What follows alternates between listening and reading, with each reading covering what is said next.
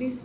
Es músculo liso. Ya vamos a ver cómo está estructurado ese músculo liso. Pero antes de eso, fíjense que ya habíamos hablado bastante de las estructuras que lo rodean. Obviamente está rodeado por peritoneo visceral y unas capas del peritoneo parietal que se reflejan y son tanto el aumento menor como el aumento mayor. Acá encontramos el aumento menor, si se fijan en esa estructura que está aquí medio en blanco. Este es el aumento menor, aquí está el foramen mental o el hiato ¿de quién? De Winslow, ajá, por acá se entra ¿a qué parte? A la transgravidad de los epiplones. Aquí vamos a tener una estructura importante, o tres estructuras importantes en realidad. ¿Cuáles son? Están tapadas aquí por este epíplon menor. No, aquí. Que va a irse hacia el modelo. Colédoco. ¿Testico no? La triada. Ah. Colédoco. ¿Qué más en la triada? ¿Cuál? Hepato. Ajá, exactamente. Es la triada. Esta triada va a dirigirse hacia el colédoco, hacia el duodeno y los vasos ya hacia donde les corresponde. Eso vamos a ver cuando veamos un poquito más adelante el hígado. Entonces, fíjense la disposición que tiene. Aquí está sacado un pedazo del hígado, va a estar bastante estrechamente relacionado a través de un ligamento. ¿Cuál? El hepatogástrico. Entonces, el ligamento hepatogástrico va a ayudar a unir o a pegar el estómago hacia el hígado. Aquí es parte del aumento menor. Hacia la parte inferior, la curvatura mayor del estómago, tenemos al aumento mayor, que es toda esta estructura amarilla que va a pasar sobre el colon transverso y se dirige hacia la parte inferior de la cavidad abdominal. Fíjense el espacio que ocupa. Obviamente, al ser un órgano que su objetivo es recibir los alimentos, tiene la capacidad de expandirse y de contraerse, ¿sí? Y al ser un músculo, mientras más lo utilizamos, más capacidad va a tener. ¿Qué quiere decir? Que mientras más cantidad comemos, se va a ir haciendo más grande, ¿sí? Cada vez se hace más grande. Si comemos poquito, tenemos la tendencia a comer poco, va a ser más chiquito. Y esa es una realidad. Y es lo que sucede muchas veces con los pacientes que son obesos, porque comen muchísimo, se hacen la manga gástrica, o sea, le cortan aquí al estómago y le suturan y le dejan como una manga pequeña. Al principio no pueden comer mucho porque comen 2, 3 bocados y ya se sienten llenos, ya no pueden más. Pero las siguientes son 4, 5, 10, 20 bocados y poco a poco va progresando hasta que vuelven a tener un estómago súper grande, ¿sí? Entonces, el estómago va a dilatarse, va a ir cediendo y aumentando su tamaño a medida que vamos comiendo. ¿De dónde se corta? Depende. Solamente haces una incisión así para cortar parte del cuerpo del estómago y no comprometer tantas células de un solo lugar. Porque, ¿qué pasa? Si cortas solamente el fondo, ¿qué células tenemos en el fondo? Parietales y principales. Tenemos células parietales, ¿qué va a pasar? No secreta ácido clorhídrico. No va a tener ácido clorhídrico y entonces eso es un problema. Pero cuando tú vas comiendo así, se te expande el estómago, solo es como que el tejido se expande o hay un tejido. No, es como el músculo, como cualquier músculo, ¿no es cierto? Si tú nunca has ido al gimnasio, es pequeño. Empiezas a ir al gimnasio, empiezas a fortalecer, se va haciendo más grande, más grande, más grande. Pero ¿qué es lo que sucede? También la cavidad se va haciendo más grande. Ya es lo que pasa también con el corazón, se va dilatando. Entonces, a medida que, obviamente son con comidas enormes, ¿no? Gente que come muchísimo, y que come normal no tanto, pero sí puede llegar a agrandarse en una proporción importante. Ahora, la ubicación del estómago, aquí están los diferentes cuadrantes que habíamos visto, y el estómago va a estar estrechamente relacionado, como decíamos, con el hígado, con el vaso en esta región de acá que se llama, primero esta, ¿cómo se llama esta región? Este es el epigastrio. ¿Por qué? Porque es donde se encuentra la curvatura menor del estómago, gastrio, estómago, y la mayor parte de este órgano. Este de acá, el mesogastrio, que está por debajo, ¿sí? Este de acá, el hipocondrio izquierdo. En el hipocondrio izquierdo básicamente vamos a encontrar una parte del fondo y del cuerpo del estómago y la flexura esplénica del colon. Aquí está ya el vaso, en este caso no está, pues, está retirado. Y aquí podemos ver la unión entre el esófago y el estómago. Esta unión entre el esófago y el estómago se llama cardias. Este es el primer esfínter, digamos así, oficial que vamos a tener. El cardias es un esfínter importante, pero a medida que nosotros comemos o tragamos se va a dilatar solamente por la presión de los alimentos y por las ondas peristálticas que bajan desde el esófago, le permiten esa apertura. Entonces es una válvula de cierta forma sí, pero no es tan competente como el pilo, ¿ya? El cardias permite la entrada hacia el estómago y luego la salida del estómago la tenemos en el píloro, donde el estómago se une con el duodeno. Fíjense que aquí está el colon y el ángulo esplénico del colon.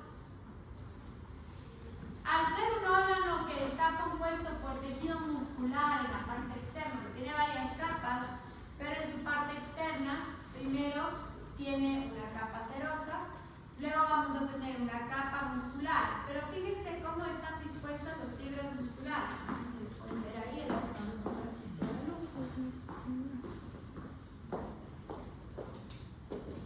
Las capas musculares del estómago van a tener una forma distinta cada una de las capas. La capa más externa va a tener una disposición longitudinal. La capa media va a ser circular, o sea, lo envuelve al estómago, y la capa más profunda va a tener una disposición oblicua. Si cada uno se contrae para lugares distintos, sí pueden darse la idea en su cabeza de por qué funciona como una licuadora, ¿no es cierto? Porque cada parte se va a contraer hacia lados diferentes.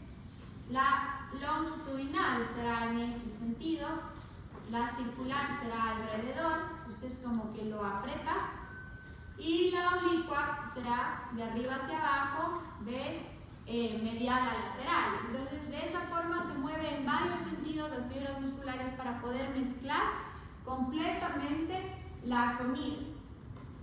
La forma del estómago, decíamos, es como una forma de bota o una forma, han visto, no sé si ustedes han visto, pero ¿quién ha ido alguna vez a los toros en algún momento de su vida? ¿Han visto las botas que se usan para el vino? Ya tienen esta misma forma, ya tienen esta misma estructura, y la entrada va a permitir el paso de los alimentos hacia el estómago, y se van a ir hacia la parte inferior para poder pasar luego al píloro y al duodeno. Si les apago se van a dormir. No.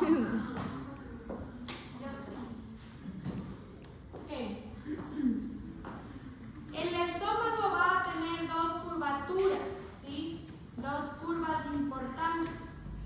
Una curvatura menor, ¿eso será cóncavo o convexo?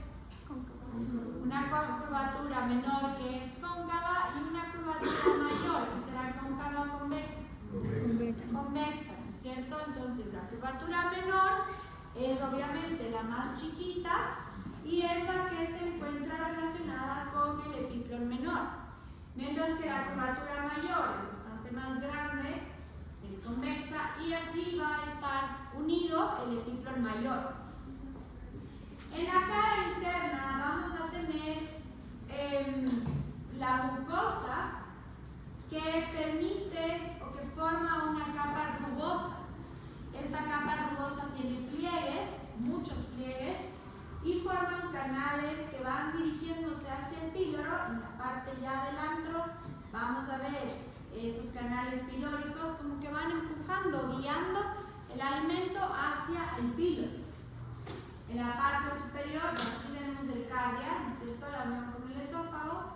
La parte superior se llama el fundus o el fondo del estómago.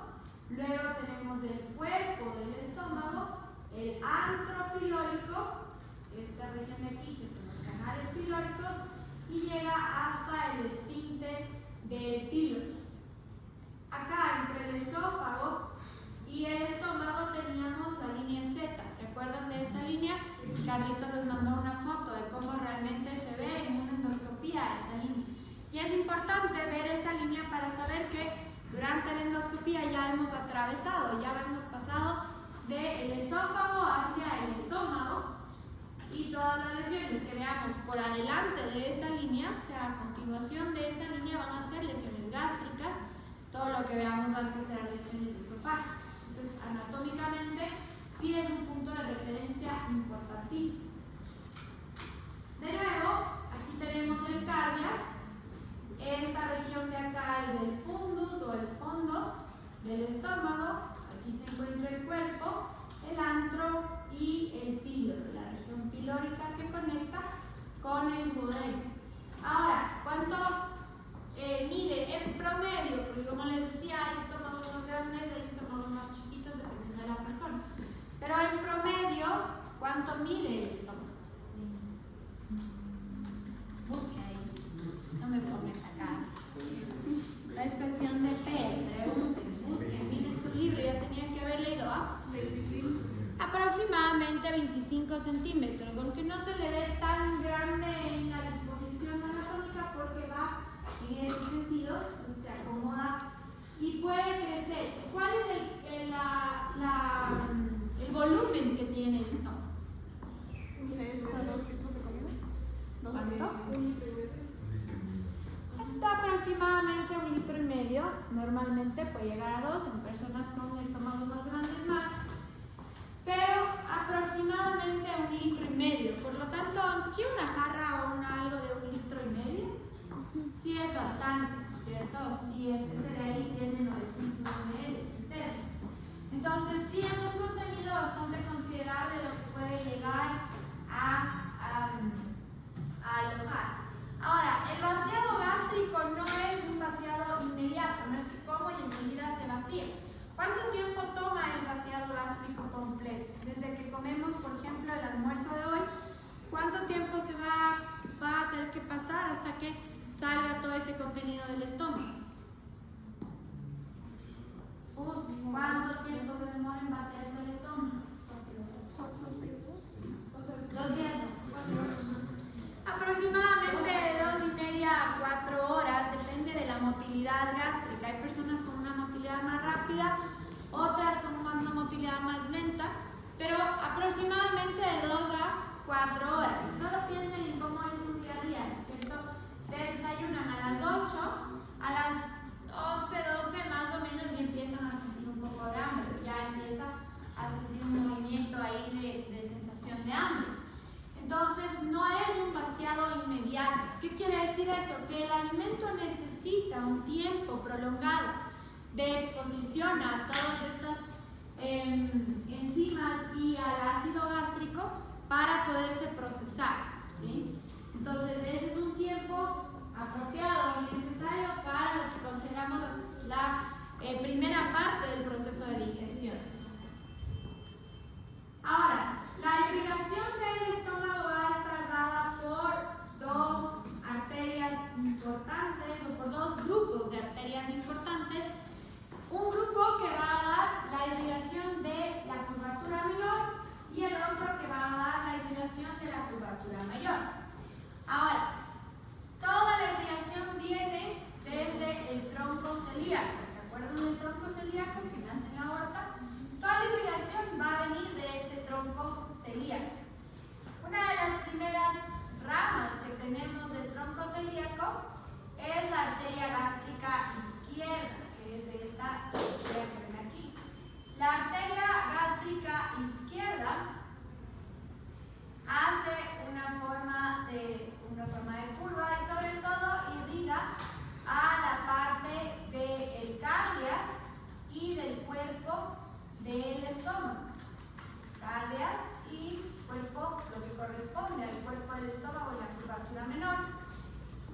del lado izquierdo. Y del lado derecho, del mismo, de la arteria del tronco celíaco, va a salir una arteria que es la arteria hepática propia, y de la arteria hepática propia nace la arteria gástrica derecha. Entonces, se forma un arco, así como veíamos en la cabeza del páncreas que se formaba un arco, aquí también. Este arco va a través de toda la curvatura menor. La parte izquierda de ese arco que va a darle irrigación al cardias y al fondo, al cuerpo, en la curvatura menor, nace directamente el tronco celíaco y es la arteria gástrica izquierda.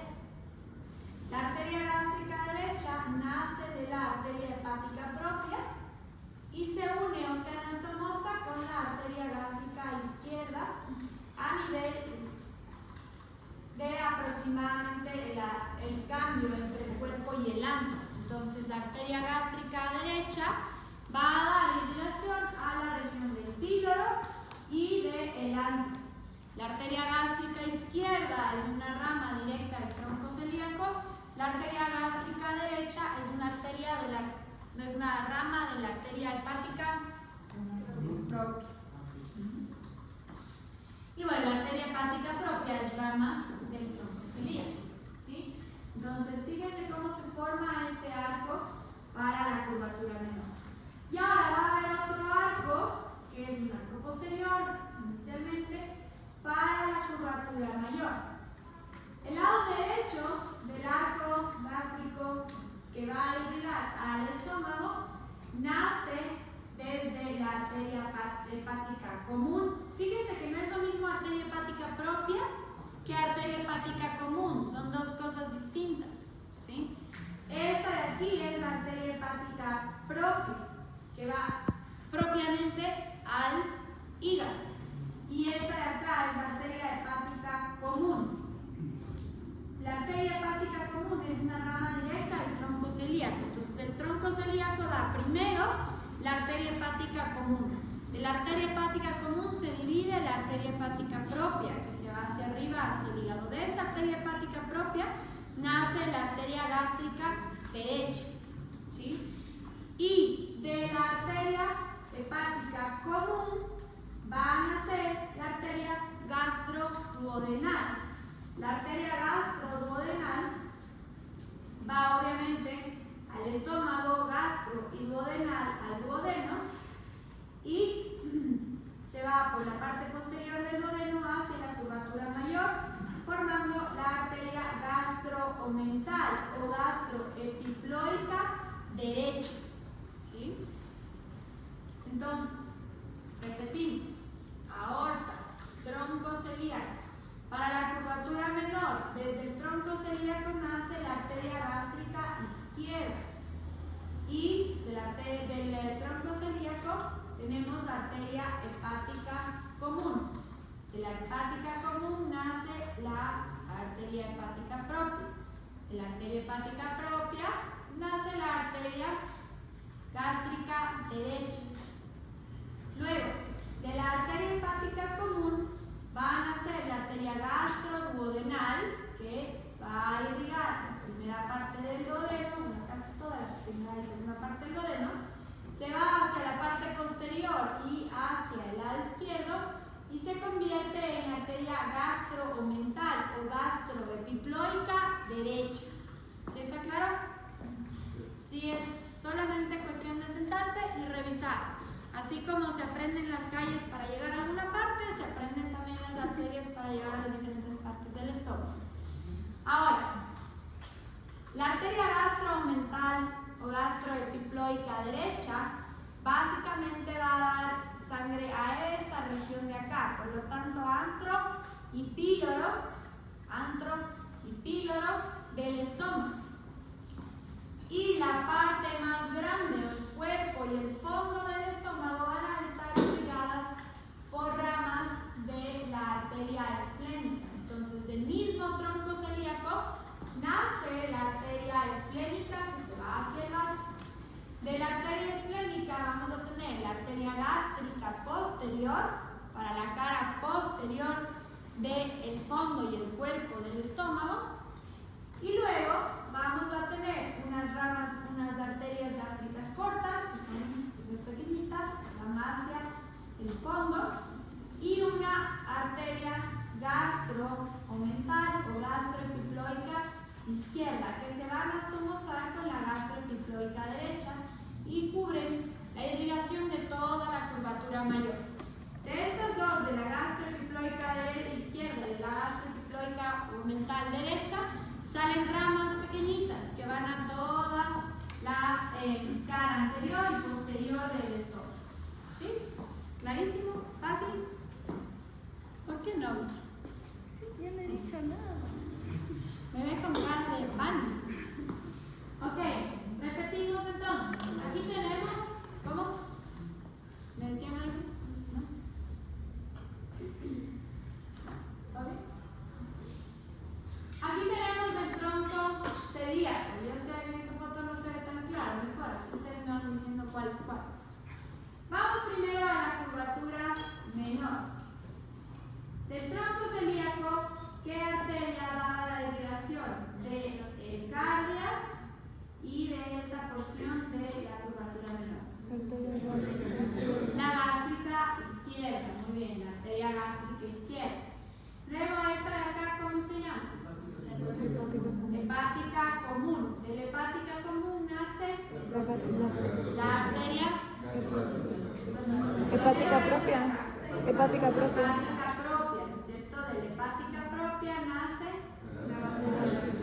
la gástrica derecha y se anastomosa con la gástrica izquierda. Muy bien. Ahora, de la arteria hepática común tenemos ahí sí la gastroduodenal. De la gastroduodenal, la Omental. omental o epiploica derecha. Y para completar el círculo, o cerrar ese círculo, tenemos la arteria esplénica que me va a dar a la arteria gastroomental izquierda y también ramas gástricas posteriores y las ramas cortas para la parte del fondo. ¿Ya? ¿Facilísimo? Sí, ¿no es cierto? Muy bien. Un poco el drenaje venoso va a ser parecido al drenaje venoso que teníamos en el páncreas. Se comparten varias arterias, sobre todo en esta región de la cabeza. Entonces, aquí tenemos la vena porta. Y la vena porta va a recibir a la vena gástrica izquierda, que es posterior, va a recibir a la vena gástrica derecha y a una vena pilórica que viene directamente desde el píloro, de este lado de acá, de la curvatura menor. En cuanto a la curvatura mayor, tenemos las venas gástricas cortas que van a drenar en la esplénica. Tenemos la gastroomental izquierda que también va a la esplénica y en la parte inferior del antro tenemos la gastroomental derecha que se va a unir con las venas pancreato-duodenales. ¿Se acuerdan que las pancreato-duodenales formaban esa red en la cabeza del páncreas? ¿Sí? Se va a unir a la pancreato-duodenal superior para ir hacia la vena mesentérica superior, que luego la mesentérica superior va a cambiar su nombre, se va a llamar vena porta. ¿Sí? Y la sangre va a través de esta vena porta ¿a dónde? Al hígado. Ajá. ¿Y para qué va el hígado? Para el sistema portohepático, exacto, para filtrar la sangre. ¿Qué es lo que necesito? Filtrar la sangre. Acuérdense que las arterias, ¿qué van a hacer las arterias en el estómago? ¿Le van a llevar nutrientes? Poco, sí. Pero ¿qué es lo que le van a dar al estómago las arterias? Principalmente oxígeno, ¿no es cierto? Para que sus células puedan trabajar. ¿Y las venas qué van a hacer? Retirar desechos de cierta forma, sí, pero nutrientes también. En el tracto gastrointestinal no solamente retiran desechos, también van a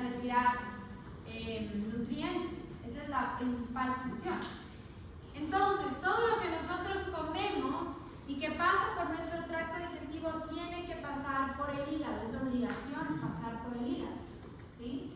Todo, absolutamente todo tiene que pasar por el hígado. ¿Para qué? Para que se den todos los procesos metabólicos súper intensos y súper grandes que tiene el hígado. ¿Okay? Por lo tanto, cuando hablemos del hígado ya vamos a ver eso también, pero el hígado va a recibir más sangre a través del sistema arterial o venoso. Venoso, principalmente venoso. El arterial sirve para mantenerle vivo básicamente al hígado, pero la mayor cantidad de sangre que recibe el hígado viene a través de ese sistema venoso y llega al hígado a través de la vena porta. La mesentérica superior va a llevar o va a ayudarnos a llevar todos esos nutrientes del intestino, del estómago, hacia el hígado. ¿Okay? Y ahora, la inervación del estómago es una inervación bastante importante. Está relacionada con el sistema nervioso autónomo o autónomo. ¿Por qué con el autónomo? ¿Por qué? Ya, pero ¿por qué? Porque es involuntario y sería una pérdida de esfuerzo mental y que sea controlado por el mismo cerebro. Exacto, ¿no es cierto? Tiene que ser autónomo, tiene que hacerlo solito. Porque no podemos estar pensando en cuándo, cómo y qué digerir. De eso se encarga solamente nuestro sistema autónomo y es como automático. Entonces, el sistema autónomo en relación a los órganos abdominales está controlado, o quién es el que manda dentro de ese sistema autónomo. Ya sabemos que el sistema parasimpático. Y hablando ya de nervios específicos, el nervio vago, exactamente. Entonces va a estar controlado por el nervio vago, sobre todo el nervio vago izquierdo va a inervar la parte anterior, la cara anterior del estómago, mientras que el nervio vago derecho inerva la cara posterior del estómago, ¿sí? Entonces, el sistema nervioso simpático y parasimpático van a trabajar respondiendo a las necesidades de nuestro cuerpo para dar la inervación autónoma al estómago. ¿A través de qué? Del nervio vago derecho en la cara posterior, el nervio vago izquierdo en la cara anterior. El nervio vago se va a dividir también en ramas para el hígado y en ramas para el duodeno. Y aquí tenemos una rama importante que va hacia el píloro y mantiene el píloro mucho más cerrado con más fuerza. El tono muscular del píloro es más fuerte que el del cardias. El cardias siente que entra comida y sale. Sí, el píloro no. El píloro sí se tiene que mantener más tiempo cerrado para no solo dejar pasar los alimentos sin ser procesados inicialmente en el estómago.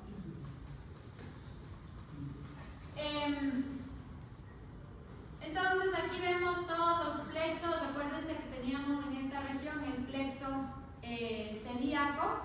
Este plexo nos va a dar una inervación importante para todos los órganos de esta región abdominal.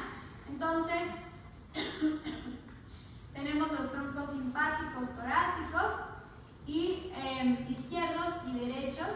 De aquí van a salir los nervios esplácnicos que van hacia el esófago y luego va a formarse ese plexo nervioso esofágico que se alarga o que se extiende hacia el estómago a través de esos ramos gástricos posteriores y anteriores, que lo que veíamos hace un segundo en la otra diapositiva. Acá están los nervios vagos.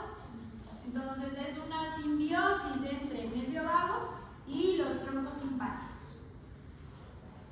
¿Okay? Ahora vamos a hablar del duodeno. El duodeno es la siguiente porción o la continuación del tracto digestivo. Va a iniciar en donde se acaba el estómago, o sea, en la abertura pilórica, y tenemos varias regiones del duodeno. El duodeno tiene una forma de C, ¿sí? Tiene forma de C. Se llama duodeno, ¿por qué? Porque mide 12 dedos. ¿Y eso en centímetros cuánto es? No. No. 12 dedos. ¿Cuánto mide el duodeno? Aproximadamente 24-25 centímetros. ¿Ya? No quiere decir que son 12 dedos, 12 centímetros. No. ¿Sí? Medir en dedos ya no es útil. Ahora ya podemos medir en una medida universal, básicamente. Mide aproximadamente 24 centímetros. Pero por su disposición parece que es más corto. Este duodeno va a tener una importancia clínica súper alta porque va a relacionar el hígado, la vesícula biliar, el páncreas y obviamente el estómago, y todo su contenido va a pasar al intestino delgado. Entonces, por aquí va a pasar la comida, jugos pancreáticos y jugos biliares, trabajo del hígado, el trabajo del páncreas y lo que nosotros comemos. Por lo tanto, es súper importante. ¿Cuál es su actividad? Este ya tiene una actividad absortiva, ¿sí? Ya va a empezar a absorber nutrientes, por lo tanto sí vamos a tener absorción de nutrientes en este órgano, sobre todo algunos aminoácidos. ¿Qué son los aminoácidos? La base de la proteína. Ajá, son ya las partes más chiquitas de la proteína. Vamos a tener algunos disacáridos. ¿Qué son los disacáridos? Dos monosacáridos. ¿Y qué es un monosacárido? Sí, es la molécula más pequeña de un carbohidrato, ¿cierto? La estructura más simple de un carbohidrato. Electrolitos. ¿Qué son los electrolitos? Iones como sodio, potasio, cloro, todos esos electrolitos, agua y hierro también se va ya a empezar a absorber en esta porción. El duodeno se va a encontrar en el mesogastrio una mayor parte, pero también hay una región pequeña en el epigastrio. Se dirige un poco también hacia el hipocondrio derecho y va a tener componentes que son retroperitoneales y componentes que son intraperitoneales. ¿Se acuerdan que les decía que tiene forma de C? Pero no está así, sino así, ¿ya? De adelante hacia atrás. Por lo tanto, sí hay una parte, de cierta forma, que es intraperitoneal y otra que es extraperitoneal. Vamos a ver cuál es cuál. Entonces, eso sí determina o sí es importante para cuando hacemos cirugías. Va a tener una fijación a través del elemento menor. Esta es la primera fijación que encontramos, que sería el ligamento hepatoduodenal, una pequeña parte del ligamento hepatogástrico que se va haciendo de él y se llama hepatoduodenal. Y en esa porción, en esa primera porción, fíjense que de esta partecita de aquí, se ve bastante adherido a la vesícula biliar. Acuérdense que la vesícula biliar, esta es la vesícula biliar, tiene su conducto cístico que se une con el conducto hepático y forma el conducto colérico y desemboca en la segunda porción del duodeno. ¿En dónde? ¿En qué parte específicamente? En la ampolla de váter o en la ampolla mayor. Entonces aquí está la ampolla mayor, es una ampolla de váter y ahí va a desembocar en la segunda porción del duodeno. La primera porción del duodeno es esta parte pequeñita, ¿sí? Esta parte de acá, ¿cuánto mide? ¿Cuánto mide la primera porción del duodeno? Pregunten. 15, no. 5 centímetros. No se invente. Investigue. Prefiero que busquen a que se inventen. De 2 a 5. Dice 12 traveses de dedo. Eso es todo el duodeno, la primera porción nomás. 5, aproximadamente 5 centímetros. Entonces es corta, es intra o extraperitoneal. Es extraperitoneal. Ajá, está por detrás. Entonces la primera porción del duodeno es extraperitoneal, ¿sí? Luego tenemos la segunda porción del duodeno, que es la porción descendente. ¿Sí? ¿Por qué? Porque desciende, baja. Es la porción más grande también. Aquí recibe la entrada del conducto pancreático menor o el conducto de Santorini y también el conducto pancreático mayor con el colédoco. ¿Cómo se llama el conducto pancreático mayor? Santorini y Wilson. Ajá. El Wilson, y este acá es el colédoco que va a entrar en la papila mayor o la ampolla de Vater, que tiene un esfínter que se llama el esfínter de quién? De Oddi, muy bien. Y este acá, este es el conducto de Santorini, va a llegar a la papila menor. No todos tenemos, no siempre existe este conducto, puede haber y puede que no, pero la papila menor siempre se encuentra por arriba, sobre la papila mayor. Ahora, ¿cuánto tiene o cuál es la dimensión de la segunda porción del duodeno? ¿Cuánto mide la segunda porción del duodeno? 7 a 10 centímetros. Aproximadamente entre 7 y 10 centímetros, un promedio de 8 centímetros. Entonces esta región de aquí va a medir aproximadamente 8 centímetros. ¿Es extraperitoneal o intraperitoneal? Esta porción es, o sea, retroperitoneal o intraperitoneal. Pregunta. Es retroperitoneal, está por detrás del peritón.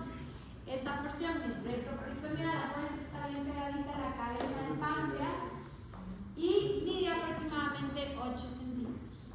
Luego vamos a tener la porción horizontal, que es la tercera porción, que es la tercera porción del duodeno. Y esta porción es extremadamente importante.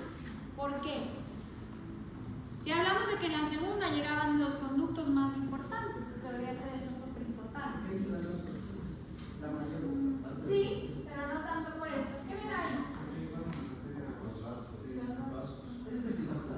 Ajá, porque aquí pasan estos dos vasos. ¿Cuáles son? Exacto, la vena y la arteria mesentérica superior. Y aquí van a formar un ángulo entre la aorta y estas dos arterias. Y cuando ese ángulo es muy pequeño o muy corto, se comprime. ¿Sí? Se comprime el duodeno. ¿Cómo se llama ese enfermedad o ese síndrome? Busque. Ya, síndrome de la mesentérica superior, pero tiene otro nombre, un poco particular. ¿Cómo se llama? Síndrome de... Busquen el otro nombre del síndrome de la mesentérica superior. ¿Sí pueden? Síndrome de Wilkie. ¿De qué? De Wilkie. De Wilkie, ajá. ¿Y tiene otro nombre más? Compresión duodenal, pinzamiento aortal mesentérico. No, Wilkie. Ahí te quedas. ¿Ah?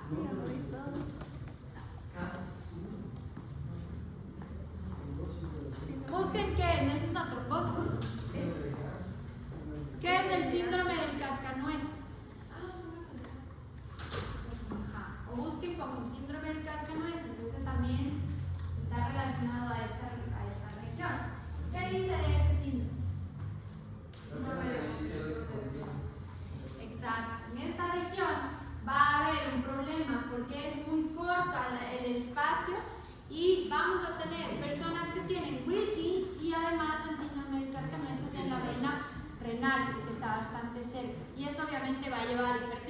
todo. Pero, ¿qué es el síndrome de Wilkins? ¿Cuáles son los problemas que da ese síndrome? La compresión de la tercera porción del duodeno. Ajá, ¿y cuáles son los efectos? Saciedad temprana, más o menos, porque el estómago está bien, está lejos.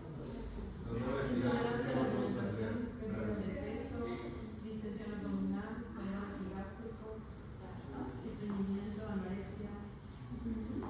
Sí, estreñimiento también. Ya vamos a ver por qué. Lo que sucede en el síndrome de Wilkins también es que se comprime, el duodeno y la persona inicialmente sí tiene hambre. Come, pero el problema es que al comer ya no puede pasar la comida por esta región de acá. El momento en el que la comida se queda atrapada ahí, esa persona empieza a vomitar, tiene náuseas, se siente mal. Al no pasar, obviamente va a haber problemas de mala absorción, porque no están llegando los nutrientes hacia el intestino, pues hay problemas de mala absorción, y posterior a eso va a tener estreñimiento. ¿Por qué tendría estreñimiento? Porque no pasa, y lo poco que pasa se va a absorber, no va a haber realmente mucha comida, y también el agua se reabsorbe, no tiene mucha fibra ni nada para que las heces se puedan formar de manera correcta, ¿ya? ¿Es difícil de solucionar? Sí, la cirugía es compleja, se puede hacer una cirugía, pero suele ser compleja y suele formar fibrosis, entonces es recurrente, vuelve a aparecer. Ok, entonces esta porción del duodeno, ¿cuánto mide la tercera porción del duodeno? ¿Ah? Son cuartos. ¿Cuánto mide la tercera porción del duodeno?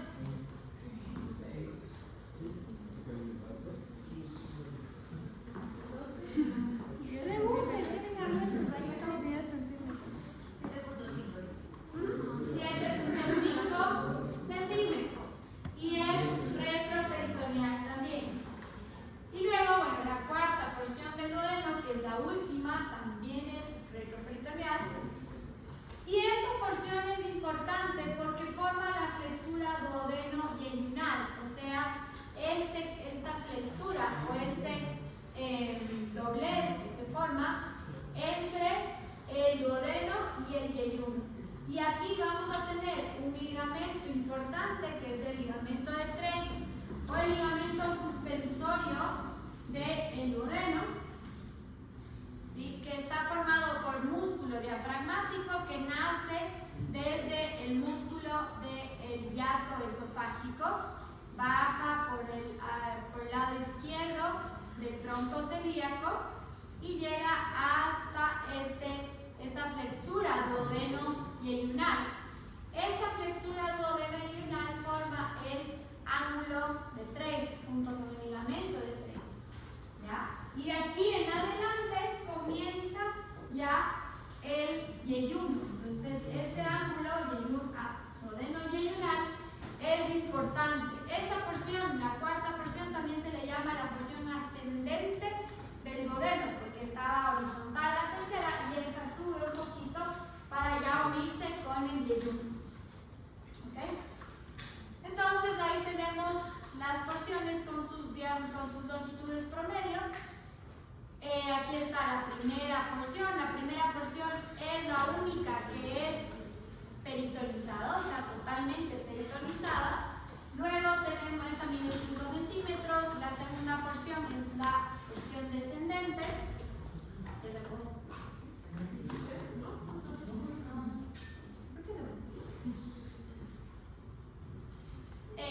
La porción descendente.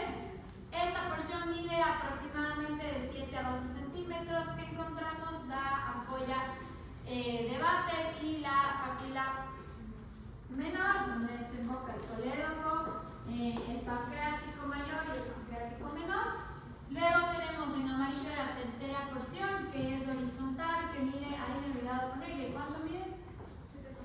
Aproximadamente 7.5 centímetros, que es la porción horizontal. Retroperitoneal, importante, se relaciona con la arteria y la vena mesentérica y puede ser comprimida por estas contra la aorta. Y eso genera este síndrome de Willis. La porción ascendente o la última porción, que es la cuarta, que mide 2.5 a 5 centímetros y forma este ángulo por flexura duodeno-yeyunal. Aquí está el ligamento de Treitz o el ligamento que va a nacer desde el duodeno, desde el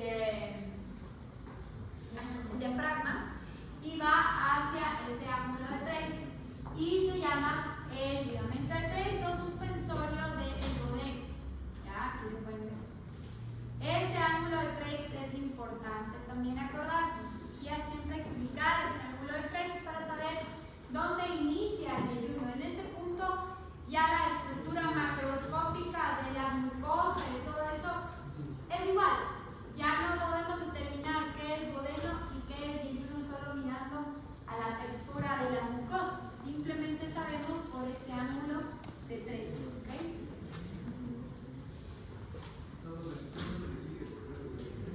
Y todo lo que le sigue aquí. Todo lo que le sigue después de la primera porción del retroperitoneal hasta el ángulo de Treitz, que ya se vuelve otra vez. Entonces, fíjense como este está un poco hacia adelante, ¿no es cierto? Este es peritoneal. Esto se va hacia atrás, el retroperitoneal, y luego vuelve a salir hacia la parte anterior y se vuelve otra vez peritoneal. Estas porciones van a estar entre L, o todas las porciones se encuentran entre L1 y L4, ¿sí?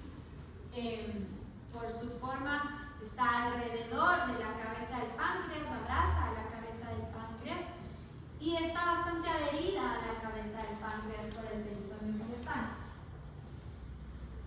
Fíjense ahí cómo está bien pegadito a la cabeza del páncreas. Aquí está la vena mesentérica superior, la arteria mesentérica superior y las diferentes partes del duodeno.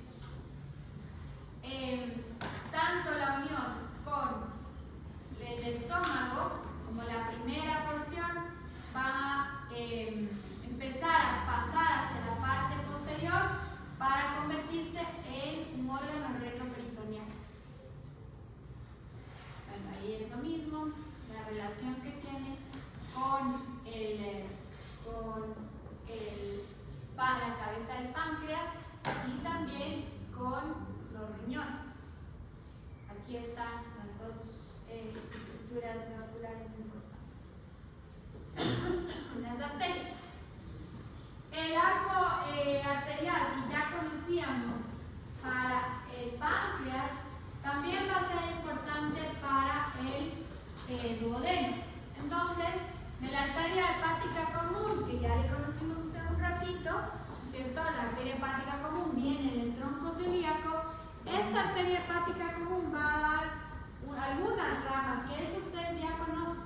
La gastroduodenal va a tener la pancreatoduodenal anterior y la pancreatoduodenal posterior. Entonces, el duodeno realmente comparte irrigación, tanto con el estómago, con la parte del antro del estómago, como con la cabeza del páncreas, ¿sí? Entonces, va a estar irrigado por la arteria gastroduodenal, la gastroduodenal, por la arteria pancreatoduodenal antero superior y la pancreatoduodenal postero superior. Y hay otras más pequeñas que son las supraduodenales, que nacen igual de la hepática común. Luego, de la mesentérica superior vamos a tener las arterias que se distribuyen tanto para el duodeno como para el páncreas, ustedes ya las conocen, que es la pancreatoduodenal inferior, la anteroinferior y la posterior. Formaban ese arco completo en la cabeza del páncreas. Si se aprendieron ya el arco que irriga la cabeza del páncreas, está al otro lado, es el mismo.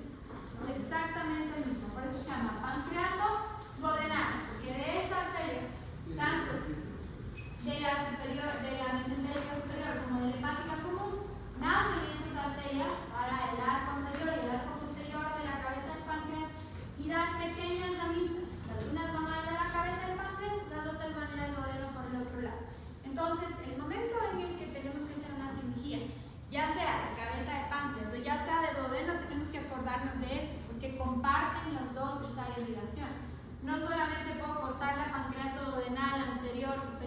que voy a sacar una parte del duodeno, no, le voy a dejar sin irrigación al páncreas y viceversa.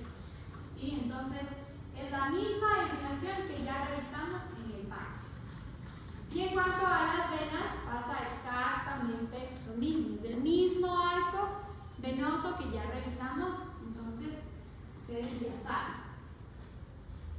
Fíjense, aprovechando para pasar a la parte del intestino, esto de aquí es lo que hablábamos sobre el mesenterio. ¿Sí? El mesenterio es la estructura que viene del peritoneo parietal, que va a envolver a la arteria mesentérica y sus ramas y va a fijar al intestino delgado.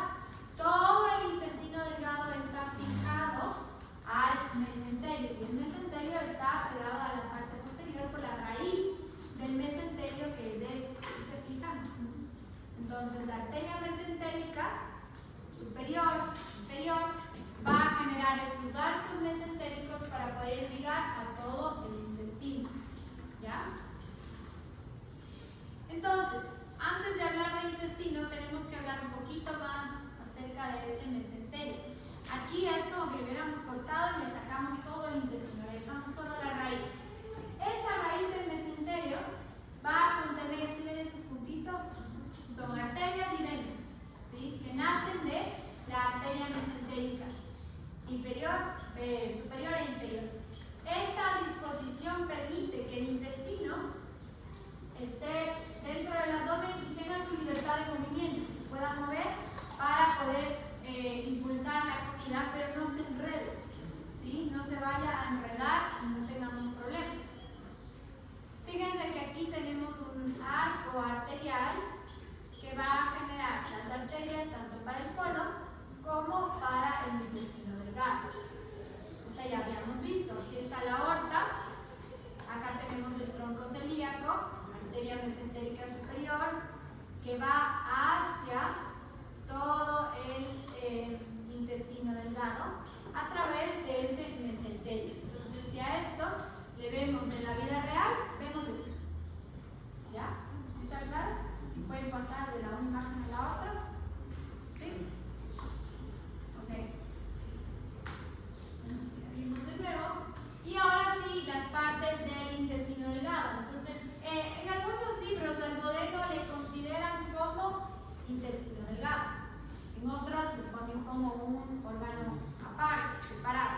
Pero cuando hablamos de la histología, es más fácil ver. Pero si lo vemos a simple vista, la mucosa se ve igualita.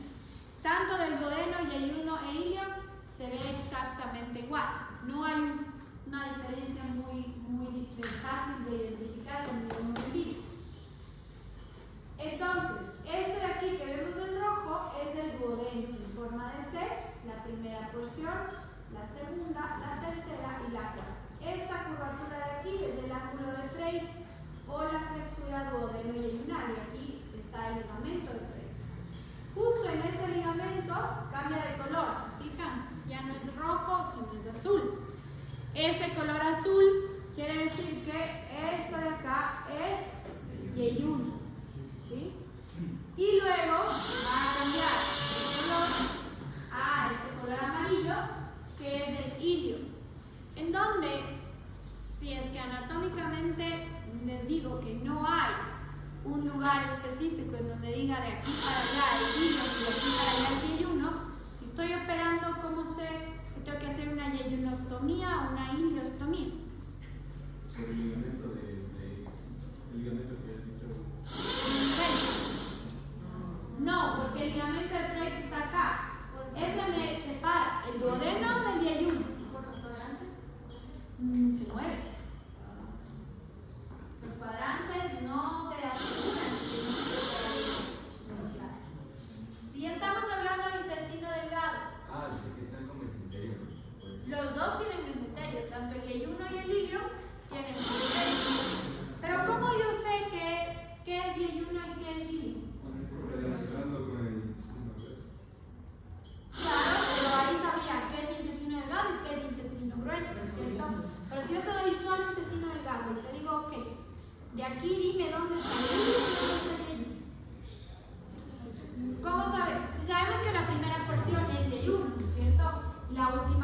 es ilio, pero ¿de dónde a dónde va? Por la irrigación podría ser, más o menos, sí. Pero, ¿qué otra cosa? Pliegues,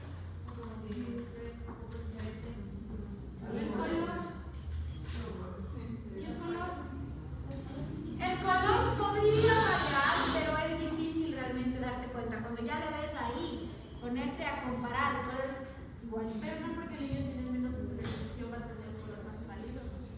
Eso dicen los niños, pero en la vida real no es tan así. Todo ¿El lo ves. diámetro tal vez? ¿Cómo? ¿El diámetro? El diámetro es el mismo. Por la longitud. Por la longitud. ¿De dónde?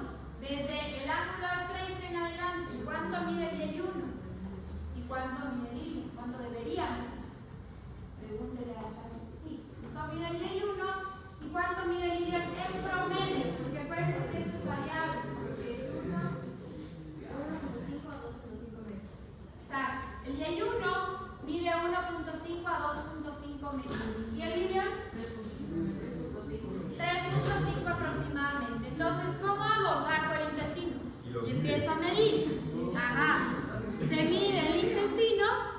Más o menos, ¿cuánto dijimos que tenía el Y1? 2.5. De aquí, como han ido a comprar alguna vez tela. Así, igualito. Sacan y empiezan a medir.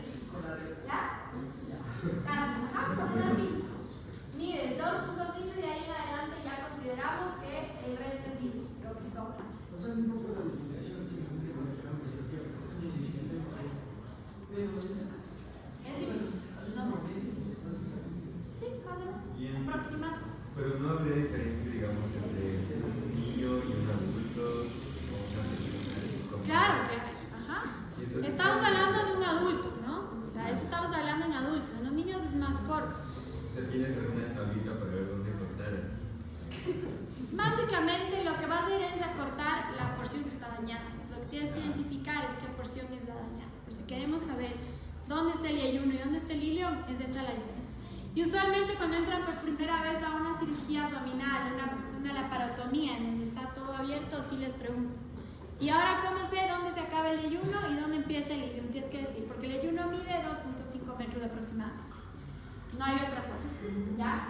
Eso es importante. ¿Cómo se dispone? Usualmente el Y1 se encuentra más en los cuadrantes superiores y el ilio en los cuadrantes inferiores, pero se mueve. ¿Sí? Entonces no es que está limitado a estar solo en el cuadrante superior, sí puede un asa bajarse un poquito más y luego subir, se va moviendo. ¿Qué es ahora lo que le diferencia, ya no anatómicamente, sino histológicamente, al Y1 del ilio? ¿Qué? ¿Las qué? Eso, hablen fuerte, sí saben, las placas de Peyer. Eso es lo que hace la gran diferencia entre un tejido y el otro tejido. ¿Y qué hacen las placas de Peyer? ¿Para qué sirven? ¿Para qué? Es el sistema inmunológico básicamente del intestino, ¿no es cierto? ¿Cuál tiene placas de Peyer? El ilio. El Y1 no tiene, ¿sí? El Y1 no tiene. Entonces, inicialmente el Y1 va a estar conectado al duodeno, luego cambia su nombre, se convierte en ilio, que va a estar en los cuadrantes inferiores, y el ilio drena hacia el intestino grueso en una región que se llama el cielo. Y aquí tenemos una válvula, que es la válvula iliocecal. ¿Sí? Esta válvula iliocecal permite que por el peristaltismo el contenido del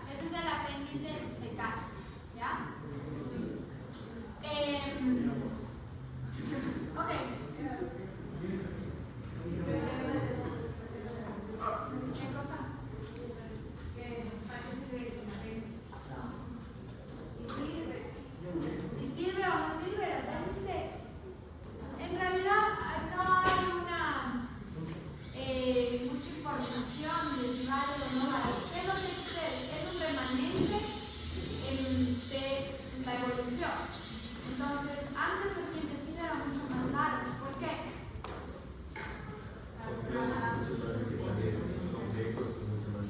No cocinábamos la comida, era crudo todo. Por lo tanto, el intestino tenía que ser más largo para lograr procesar toda esa comida que no fue procesada antes a través de la cocción. ¿Ya? Entonces quedó un remanente, quedó un pedazo ahí suelto de lo que antes era un intestino grueso mucho más largo. Dicen que tiene propiedades inmunológicas. Esto es debatible. Hay estudios que dicen que sí, hay otros que no. Algunas dicen que todas sirven para inflamarse, probablemente. La gente que no tiene. ¿Quién no me avisó? Acá. Pero el apéndice, sí se suele tapar. Y ahí se queda. Entonces, para las siguientes clases, revisen por favor la irrigación del intestino delgado y del intestino grueso, lean el intestino delgado y grueso y continuar. ¿Ok? ¿Ah?